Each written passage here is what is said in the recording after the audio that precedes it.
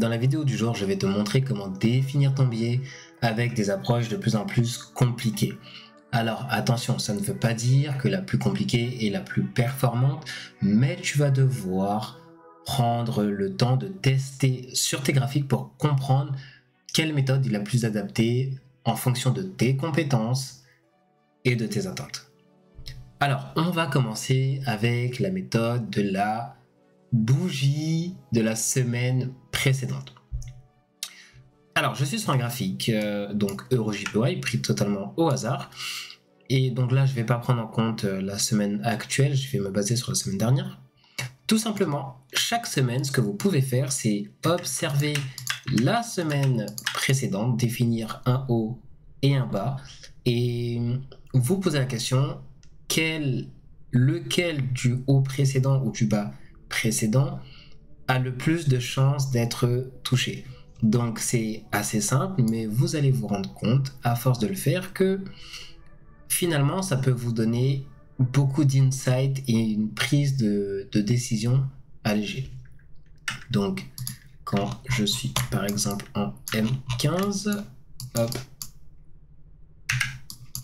donc je vais aller sur la semaine précédente. Donc j'ai une semaine, hop, donc je vais délimiter grossièrement les précédentes semaines. Okay.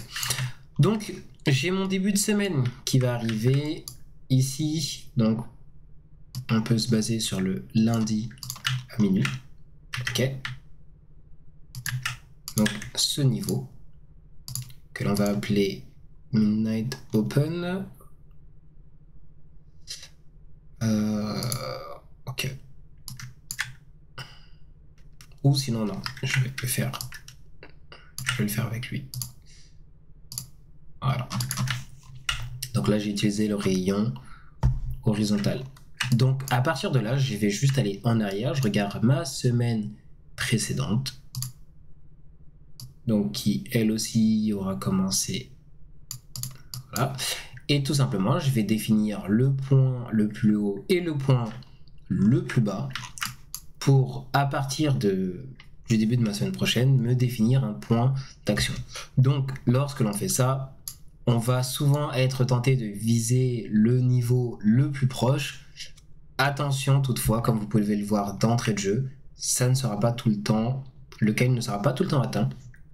Mais grosso modo, ce qu'il faut pour faire marcher cette méthode, c'est avoir un recul, avoir une vision à un peu plus long terme. Donc en parlant de vision à un peu plus long terme, ce qu'on peut faire, à nouveau, deuxième approche, c'est de viser nos side of liquidity, gap ou tout ce qui est à proximité de notre plus haut et de notre plus bas de la semaine précédente pour définir des points d'intérêt. Donc c'est tout simple. Je suis en weekly, je me base sur ma semaine précédente pour cet exemple. Et là, plutôt que de regarder où est mon précédent haut et mon précédent bas, je vais aller au-delà. Par exemple, si je dois tomber plus bas, est-ce que j'ai un swing bas ou est-ce que j'ai une liquidité à récupérer? Faut pas oublier que là, par exemple, on voit un swing bas. Donc un swing bas, pour rappeler, c'est 3 bougies côte à côte, dont la centrale est plus basse que celle à sa gauche et à sa droite, mèche comprise.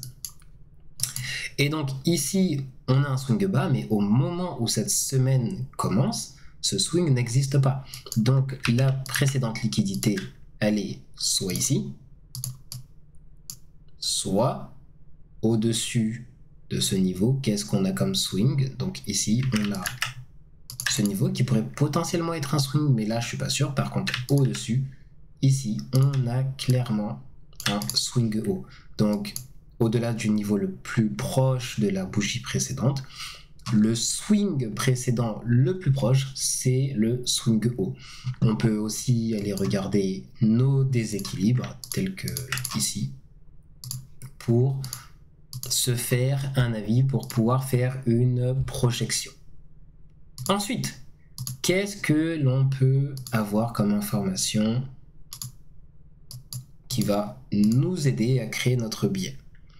L'ouverture de la semaine. Alors, là, ce qu'on a envie de faire, c'est de prendre le niveau d'ouverture des 3 semaines précédentes. Ok. Donc, je vais enlever tout ça. Niveau d'ouverture des 3 semaines précédentes. Ici, j'ai une semaine baissière. Ok. Donc, attendez, je vais plutôt reprendre ceci. J'ai ce niveau.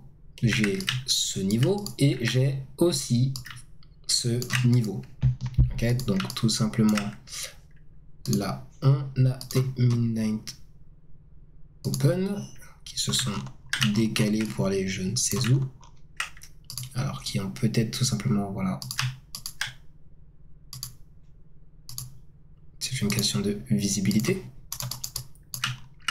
Donc, faire attention à la visibilité hein, quand vous avez des setups, des presets préenregistrés, justement. Donc, je vais marquer mes 3 semaines précédentes pour avoir très rapidement un repère visuel. Je peux même me mettre en 1 heure. Hein. Et donc là, j'ai mes points d'ouverture, mais ce que vous comparez par rapport à ce que je vous ai montré juste avant, c'est que l'ouverture de ma bougie weekly ne correspond pas forcément à l'ouverture du prix de minuit. Ok. Donc le prix de minuit, il va être ici, et dans ce cas, il serait ici. Donc ça, c'est la différence entre ce qu'on appelle le Midnight Open et le True Open. Donc ça, c'est la vraie ouverture de la journée ou de la semaine dans ce cas. Ok, peu importe. L'idée ici, c'est de se dire, si mon ouverture de la semaine, elle est ici, je vais pouvoir aller chercher un premium et un discount. Alors, premium et discount, c'est quoi? C'est zone de surachat et de sous-achat ou de survente, en fonction de comment vous voulez la nommer. Et grosso modo, l'idée, alors je vais prendre un Fibo pour aller plus vite, hein. Hop. Il y aurait d'autres manières de faire ça. Hop. Eh bien, au-dessus, je suis en surachat, donc j'ai envie de chercher de la vente. En dessous, je suis en sous-achat, j'ai envie d'aller chercher, vous l'avez compris, de l'achat. Donc, reprenons notre exemple ici. Tac. Ou alors, on peut aussi aller chercher celui-ci.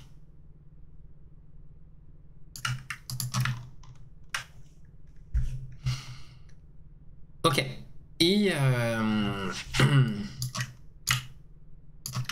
du coup, quand on regarde notre Midnight Open ici, hop, on a un prix qui vient tomber en sous-achat. Donc ici, on avait le mouvement de départ de la même manière que ici. C'est un peu plus flagrant si vous avez vu les autres vidéos et les modèles d'achat, de vente que on peut avoir, mais on a du coup un Midnight Open, un début de semaine qui va être haussier, qui va aller chercher du coup une liquidité avant de se retourner. C'est à ce moment-là qu'on va pouvoir se dire, ok, ma semaine va être baissière, et si je suis ici, je vais regarder donc le haut et le bas de ma semaine précédente, et je vais pouvoir chercher à viser dans l'autre sens, un retournement. Alors, attention, c'est pas parce que le haut de la semaine précédente est récupéré ou pas que tout de suite vous devez viser l'autre côté de la semaine, mais c'est un très bon indicateur, c'est un très bon moyen de se dire, ok, potentiellement, le marché va venir se retourner maintenant pour pouvoir aller chercher l'autre range d'observation.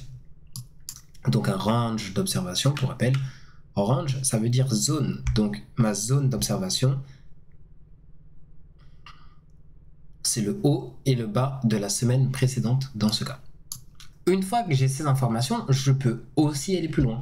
Les jours de la semaine peuvent impacter. Vous devez savoir que généralement, le haut ou le bas de la semaine va se matérialiser entre votre lundi et votre mercredi en fonction des annonces économiques. Donc, Là, je ne vais pas entrer dans le détail, mais les annonces économiques jouent un rôle crucial sur quand est-ce que va avoir lieu votre retournement de la semaine, en plus des niveaux de liquidité. Tout simplement, la majorité du temps, votre retournement aura lieu le mardi, mais fréquemment, parce qu'on parle d'une majorité, mais voilà, fréquemment, ça arrivera soit entre le lundi et le mercredi. Donc dans cet exemple, dès le lundi, on a notre retournement de la semaine et ensuite c'est le jeudi qu'on va atteindre notre bas de la semaine. Okay. Ici, dans cet exemple, notre bas de semaine, il a été le lundi. Encore une fois, boum, et on peut remonter jusqu'à jeudi. Okay. Ici, dans la semaine précédente, pareil, de lundi et ensuite direction pour le reste de la semaine. Et là, vous allez me dire, ouais, mais Brice, tu viens de me dire que la majorité du temps, c'est le mardi.